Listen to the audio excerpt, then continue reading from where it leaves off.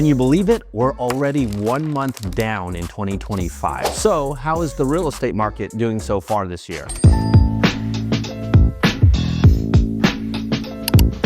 Hi, welcome to Invest with Jim, where you will find real estate insights that no one else is sharing. So let's dive right into the numbers here. Let's look at inventory. In December, homes on the market was 5,079 homes for sale. In January, we're ending with about 4,797 homes. In December, 1,663 homes sold. In the month of January, only 1,319.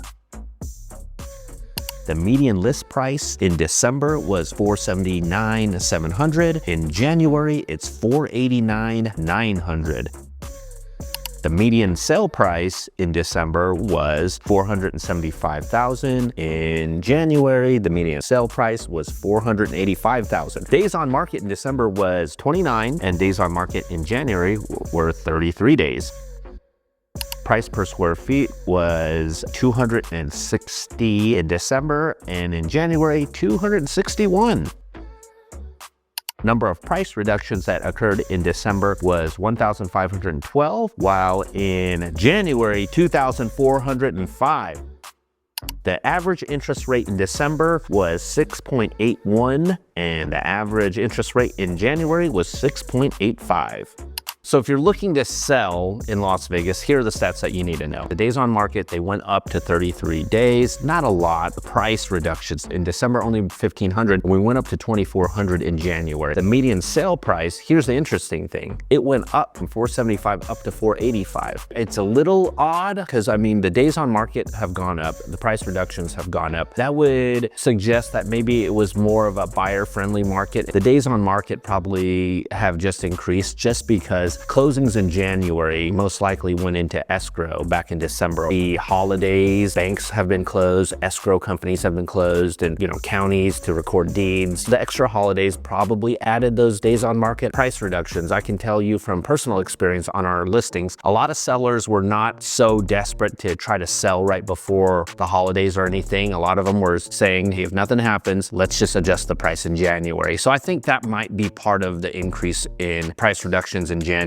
because they didn't want to act too desperate at the end of last year, but right now they are telling everybody we are very motivated and we want to sell. But all in all, prices have gone up, so that's a good thing if you're wanting to sell. By the way, if you're finding value in this video, could you do us a huge favor by liking and subscribing to the channel? And if you know somebody that would find this information valuable as well too, please share the video to them. Thanks. Now back to the video. If you're looking to buy, something you have to keep an eye on are the interest rates. So interest rates have been the biggest influence over home sales for the past 2 years now. Every time they predict a interest rate cut or something, there's a little more buyer activity. And then when they go up, it definitely slows down the market as well too. So they've already announced that we're probably not going to see a lot of interest rate cuts this year. And if we do, it's not going to be by a lot. It's going to be like a quarter point or something like that. And when we see them, I'm predicting it's probably going to be more towards the end of the year rather than the beginning of the year. If you're looking to buy, inventory is going down slightly. I don't think it's enough to worry about to make you, oh, I better go buy now because inventory is getting low. I don't think it went down that much really. But one thing that you should consider is, if you're thinking about buying, is prices continue to go up, because the median list price has also gone up in the month of January. If you think rates are high, that would drive demand down. With the available homes available being less, you would think that would be increased demand again, right? So I'm trying to think like what's really happening out here. And these are the insights I'm sharing with you that no one else is sharing. I think sellers are listing their homes way over their market value, starting high, and when they're not getting showings or receiving any offers, that's when we see the price reductions. So that's why we're seeing so many price reductions in the market. If you're selling a home in our market today, you have to consider a lot of things. You have to pay your listing agent their commission. You also have to consider there's a buyer agent commission. They had just started last year in 2024 in August. this, listing agents could no longer advertise a buyer agent commission when selling a home. So what has happened?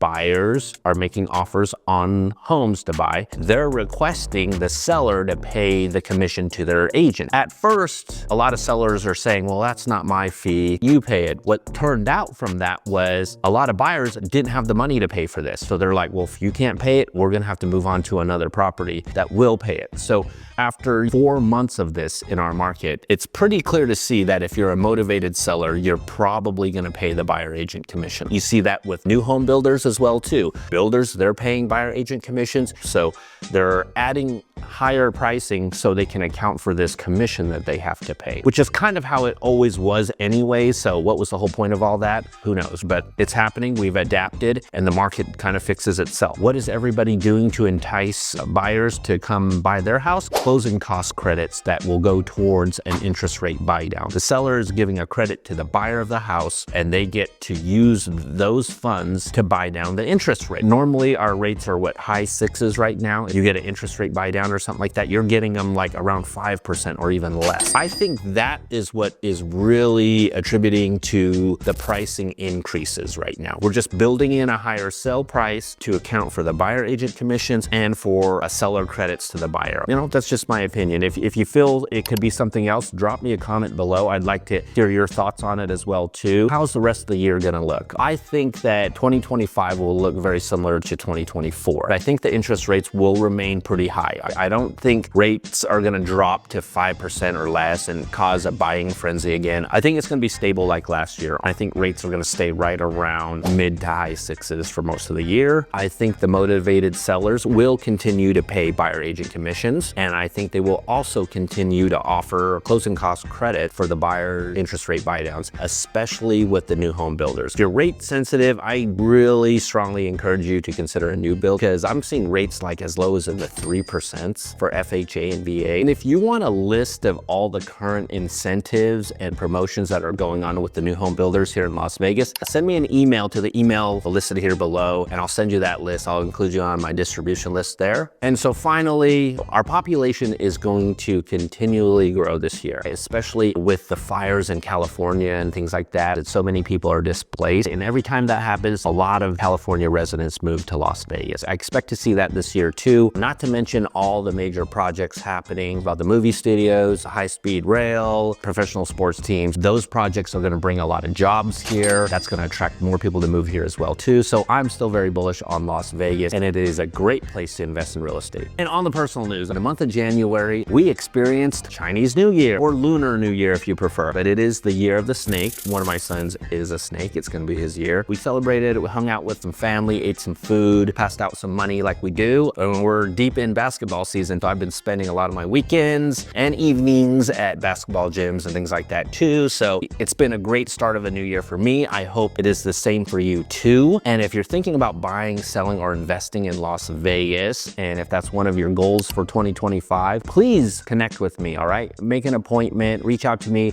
We can schedule a call, a Zoom meeting, but I'd love to help you with those things. Don't forget to like, subscribe, and hit the bell. And be sure to comment down below if there's any type of topic that you want me to cover. Thanks for watching, and I'll see you on the next one.